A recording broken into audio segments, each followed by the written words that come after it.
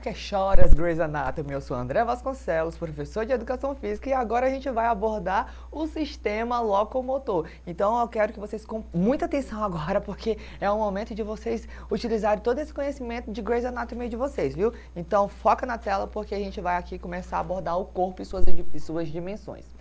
O corpo é composto por diversos elementos químicos: hidrogênio, oxigênio, carbono, nitrogênio, fosfato, fósforo, enxofre, sódio, potássio, cloro e tudo que há de bom no mundo.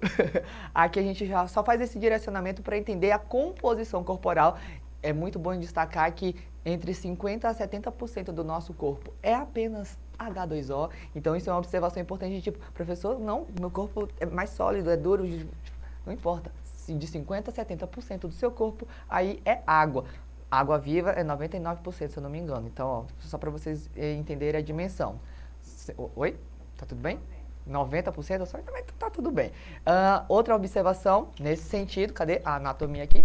Nesse sentido, a anatomia surge como a ciência que estuda sobre as formas e estruturas dos seres. Então, a gente vai começar a abordar a estrutura do corpo. Como é que a gente aborda todo o corpo direcionado para práticas corporais? A gente vai ter o instrumento da anatomia para entender o conhecimento das formas, mas direcionado para o sistema locomotor. Então, já na tela aí, ó, sistema locomotor, que é uma interação entre o sistema esquelético e o sistema muscular. No caso, a gente vai abordar o primeiro hoje, que seria o conjunto de estruturas orgânicas responsável pelo movimento, locomoção e deslocamento dos seres vivos, que é o sistema esquelético. Então, a gente já vai adentrar nesse conhecimento aqui do sistema esquelético, que é importante a gente destacar que as estruturas orgânicas são os próprios ossos. Então, aqui a gente já tem a primeira imagem do sistema esquelético, tem como função sustentação, proteção e a locomoção. Ele é dividido em duas partes, que seria a axial e a apendicular, que eu vou apresentar agora. O esqueleto axial é essa linha principal, é a parte, vamos colocar aqui como fixa do corpo, tá bom? Ele é composto pela caixa craniana, caixa torácica e coluna vertebral. Então, principal eixo, olha lá na tela, essa região em vermelho aí é a axial. Daqui a pouco a gente já vai fazer a identificação da apendicular, que seria a próxima região, mas a apendicular é porque ele está, vamos colocar, empendurado. Pensem que ele está anexado, é apêndice, é aquilo que faz parte, mas só está ali anexado à parte axial, à parte central. Então, axial central, apendicular é o que está anexado a ele, e aí a gente já volta aqui para o axial para se aprofundar um pouco nele. Aqui nós temos os três principais conjuntos de ossos, né? Tem a coluna vertebral, tem toda a divisão óssea, aí, a região cervical, torácica, lombar, sacro e cóccix. Temos a caixa craniana com todas as suas composições ósseas: parental, frontal, occipital, temporal, mandibular, nasal, lacrimal. Então tem todo esse conjunto de estruturas. Lembrando que mandíbula é a parte móvel, maxilar é a parte fixa, tudo bem? E temos ali a região da caixa torácica, que é composta pelas costelas e o externo. Observação importante sobre a costela. Pergunta: as meninas têm costela a menos ou costela a mais que os homens? Pensem, 5, 4, 3, 2, 1. Curiosidade: não, todo mundo tem 20 costelas, são 12 pares, sendo que são 7 fixas, 3 móveis e 2 flutuantes. Salvo engano, acho que essa é a contagem. São 2 flutuantes, elas não ficam fixas, falsas, porque elas estão ligadas em outras costelas, e as costelas que são ligadas ao externo, que é esse osso principal aqui de proteção do coração. Tranquilo? Então, seguindo, a gente já vai para a região do esqueleto apendicular, que é composto pela cintura escapular, cintura pélvica e os membros. Então, observem a região em vermelho, deem uma olhada, frisa, foca e volta para mim. Então, voltando aqui, compreendendo a região vermelha, é a parte que está anexada àquela região axial. Axial fixa, apendicular, seriam essas estruturas que estão anexadas. Tanto as que prendem, que seriam tipo as pinças, quanto as partes mais móveis, os membros superiores e inferiores. Vamos já olhar na tela e vocês vão acompanhar um pouquinho melhor. Mas lembrando, cintura escapular, cintura pélvica e membros. Vamos lá, ó. Temos aí a cintura escapular, que seria a clavícula e a escápula. A famosa pá. Então, momento chique aqui da vida de evoluir. Tipo, nada mais de falar, ah, é a minha pá aqui. Não, pelo amor de Deus. Escápula, não vai doer, não vai morrer. Escápula, tranquilo? Então, tanto a clavícula quanto a escápula, elas fazem a cintura escapular, beleza? Seguindo, a gente também tem a cintura pélvica, que são os movimentos pélvicos, então aquela parte ali do isquio, ilho, então ali também temos uma região. E os membros, temos aqui úmero, una, rádio, fêmur.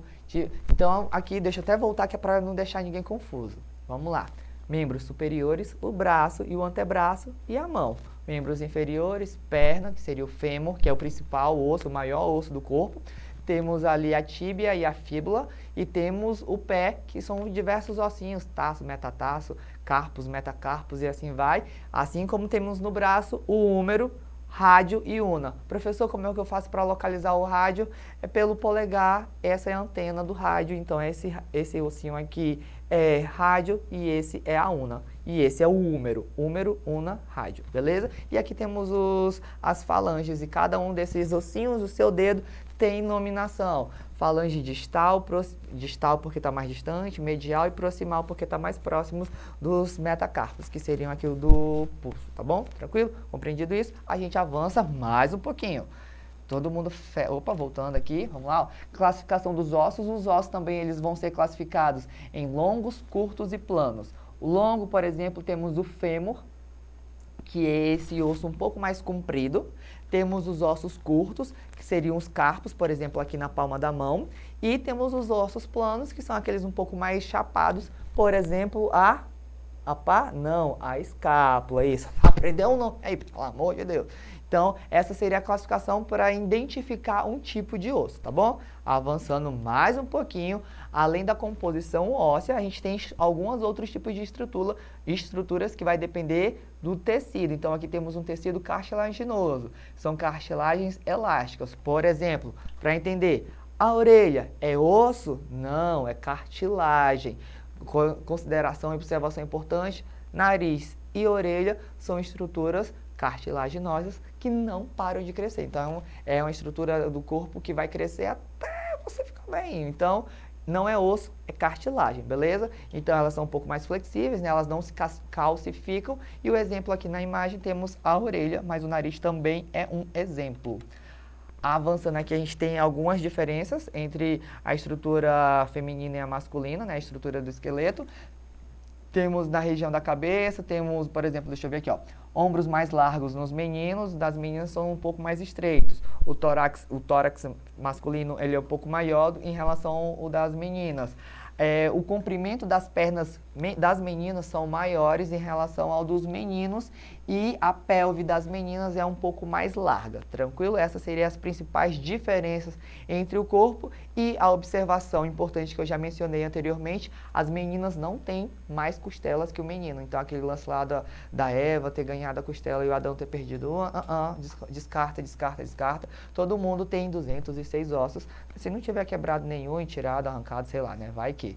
Avança um pouco. Além das estruturas ósseas, nós temos ligamentos e o sistema articular. Os ligamentos são cordões de tecidos conjuntivos fibrosos que prendem os ossos uns aos outros. O mais comum é o famoso tendão de Aquiles, que é aquele que fica lá no tornozelo.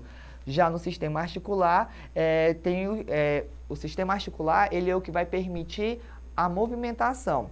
Ele pode ser vai permitir a movimentação, mas não é obrigatório, porque ele vai permitir a interação entre ossos, tranquilo? Por meio do ligamento, a gente vai fazer a interação de ossos. O sistema articular ele pode ser fibroso, vamos lá, fibroso, cartilaginoso e sinovial. Fibroso são imóveis. O que eu poderia dar de exemplo de articulação fibrosa, que seria imóvel, seria a do crânio. O crânio ele é composto por diversas estruturas ósseas, que elas são próximas, tem uma articulação ali, só que não permite movimento. Não tem como eu movimentar o meu crânio aqui. O único movimento em que eu tenho na estrutura do crânio é aqui a mandíbula, beleza? Isso. E aí outra observação importante, a estrutura do crânio, você já deve ter ouvido falar sobre muleira. O crânio ele vai se fechando, ele não nasce pronto, já tá tudo, ele vai fazendo esse sistema articular fibroso, porque ele vai justamente unir, e aí aquela parte que o pessoal chama de a moleira do bebê, é porque ainda é um espaço em que o crânio, ele não se fundiu, ainda não está unido, tá? Então, vai fazendo essa interação. É como se fosse mais afastado e vai unindo. Então, por isso que tem a famosa moleira. Então, isso vai ser de acordo com o sistema articular, vai formar essa estrutura articular fibrosa, que é sem movimento, cartilaginosa, que tem semi-movimentos. Aqui a gente tem o disco intravertebral, que é essa partezinha azul aí da imagem, em que permite uma leve interação entre as vértebras. Então, por isso que eu faço esse leve movimento, que é diferente do movimento sinovial, que é esse movimento completo, um pouco mais amplo, em que eu faço em relação ao meu ombro, em que faço em relação ao meu cotovelo. Então, esse sistema de articulação com movimento um pouco mais amplo é o sinovial. Beleza? Compreendido isso, vocês já estão feras e são capazes de responder a primeira pergunta. Quantos ossos possui o corpo humano? Essa tá fácil, eu não escrevi nos slides porque eu falei e eu quero que vocês tenham prestado atenção. Então vamos lá. Alternativa A, 1.203 ossos. Alternativa B, 206 ossos. Alternativa C, 203. E alternativa D, 1.006 ossos. Rápido, pensa, tenta contar aí nos dedos, vai apalpando o seu corpo, vai sentindo tudo. Quantos ossos você tem? Todo mundo tem 206 ossos. Tranquilo? A gente avança e consegue responder mais uma. O sistema esquelético pode ser dividido em duas partes. Quais são? Superior e lateral. Alternativa B, diagonal e vertical. Alternativa C, axial e apendicular. Alternativa D, fixa e instável. Tá fácil também, porque a gente já dividiu bem bonitinho. Tem a parte fixa, tem a parte móvel que é anexada porque é um apêndice porque é apendicular. Resposta correta, axial e apendicular. Tranquilo? São as duas regiões, são as duas partes que compõem o sistema esquelético.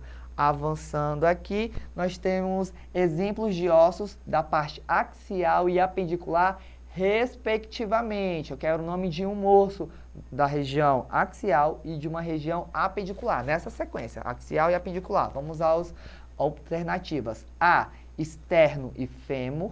B, mandíbula e costela. C, escápula e tíbia. D, húmero e carpo. Vamos de baixo para cima. Húmero, ele é axial apendicular. Onde que é o húmero? O húmero é o osso do braço. O osso do braço está na região móvel, é axial? Não. O carpo seria da mão também, então está fora. Alternativa D.